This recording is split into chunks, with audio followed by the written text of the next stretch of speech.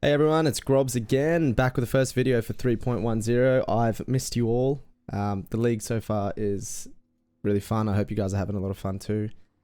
First of all, I just want to thank you all for looking at the build and for all the comments, the follows, the subs on the YouTube and on the Twitch. You guys have been unbelievable. I appreciate the support more than you understand. It's blown up and I really appreciate you all. Please click the subscribe button on the YouTube below. Go follow the Twitch. We stream most days. Lots of people there to answer questions. Join the Discord. There's heaps of people there. Super supportive community. Okay. This video is not going to be much gameplay. It's more answering some questions about the build. I've had a lot of questions thrown at me. Later in the league, I'll make some videos about the gameplay, but I just want to answer a notepad full of questions that I have here. It's going to be a little bit scuffed, this video. I'm going to go through question by question as I was asked them. If you want to hang around, I'm probably not going to timestamp everything, but you can skip through. I'll do my best, but let's get started. Okay, so first question. I got asked why I've stopped running Withering Step in my cast from damage taken setup, and why I'm running it solo, and why we run Withering Step in the first place when we have Elusive. So how it works is, on the Assassin tree, as your Ascendancy with Mistwalker, 50% chance to gain Elusive on critical strike. Obviously, we crit a lot, we always have it, but we can't get Elusive while it's downscaling from max effectiveness down to 0. We can't regain it until it's finished. So we have a bit of vulnerability because we can get hit hard.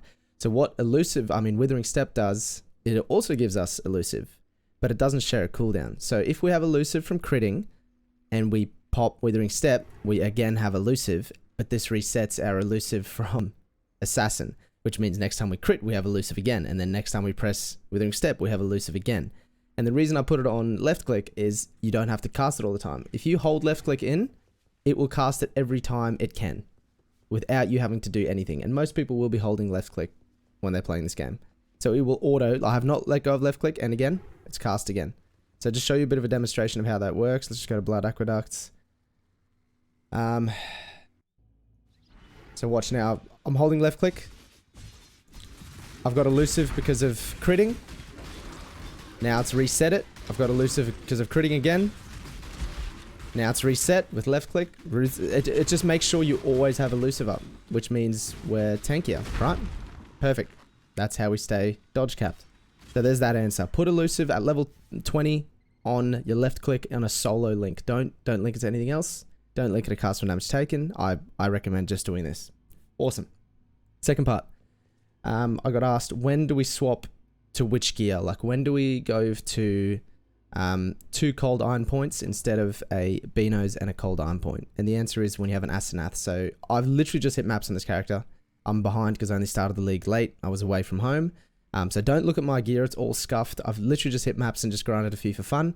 But when you do get the Asenath's gloves, which gives us the explosion, then you swap to 2 of these. The reason we don't swap before is because you need the dagger to give you the on killing a poison enemy, nearby enemies are poison. We need that for clear speed until we have Asenaths. So that's when you swap.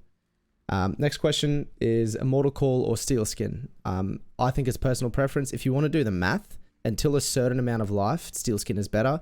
I prefer the feeling of Immortal Call. I've tried both, but that's completely up to you. So just run whatever you want. Same with the levels. I try to keep it low so it procs all the time. But once again, absolutely personal preference. Next question was, what auras do we run before we get the Deardon? Because obviously the Deardons, everything's a bit more expensive this league. This is now a meta build, so it's blown up a little bit. The prices are a bit higher. So before we get the Deardon, which gives us the reduced mana reserved, all you run is Herald of Agony and Malevolence. That's it. Simple. Afterwards, we change to what we used to run, which is all in the POB and stuff like that. Now, next question was, what buttons do you press when you're bossing or single target, like when you're about to pop a boss off? So it's quite simple. As a boss is spawning, or if you're about to go into a boss chamber, you chuck in your totem, which will have multiple totems. I just haven't linked it. You chuck down your totems. You make sure you're stacked on BV stacks. So you got 10. You sit on the boss. You pop all your flasks and then Vaal BV. If you're still running Plague Bearer, pop that as well. But just to say it again, it is in the forum guide as well, this little rundown. But it's totems, full stacks, flasks, Vaal BV. Simple. Then someone asked me, when do you drop Plague Bearer? Because on my other character, I stopped running it. But that was because my DPS on normal BV was like 17 million Shaper DPS. So at that point, I didn't feel I needed the burst from Plague Bearer, so it's just something you're going to have to feel out. And once you feel you've got enough DPS, you can drop it, no problem. That's it. That's the answer to that. Cluster Jewels. Heaps of people have asked about Cluster Jewels. Now, I'm a little bit late to the league, like I said, so I have not played around with them. I think we are going to be able to find some that are going to be really strong. Some of the options that will allow us to drop other things, like the one that gives you Unholy Might, so we might be able to drop the Sin's Rebirth for an Series Promise, which is more damage and a bit more leech. But at this point, I don't want to tell you anything about Cluster Jewels because I don't know. I don't want to give you the wrong advice and then you waste your money and time. So that'll come later in the league. I'll update the forum guide and make another video on that. People asking about the tree and options for endgame. When do we change certain things? Sorry. So obviously we get a Thread of Hope at some point. We put it here. That changes a lot. We get to drop these nodes. We get to drop those two. We get to keep that. So the tree changes then. It is in the POB, so I recommend you just stick to the POB. It's hard to explain exactly when to do what. I rush damage and then life. That's the way I like to play. You will die a little bit more, but it's soft core, so it doesn't matter. I've grabbed all the damage. Now I'm starting to grab life. So that's what I do. The next thing that's super important, people asking, how do we get 100% poison? And do we need a 100% chance to poison before we get a Circle of Nostalgia that gives us buff effect? The answer is absolutely.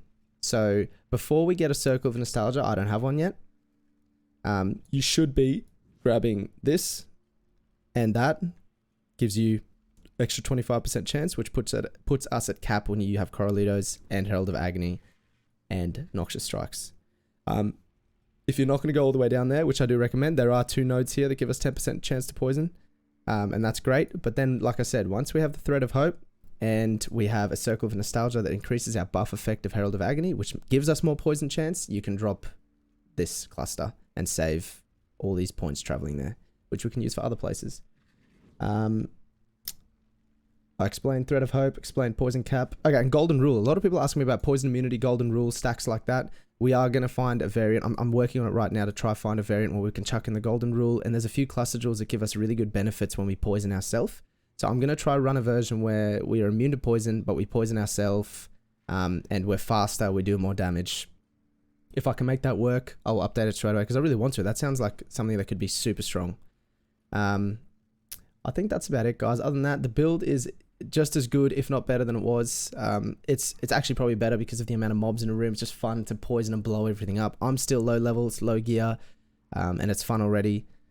I hope you guys enjoy it. Like I said, please follow the Twitch. Come to subscribe on the Discord and YouTube. We answer questions. We've got a sick community. I love you all. I appreciate you all. gr0bbs out. I'll see you guys soon. Peace.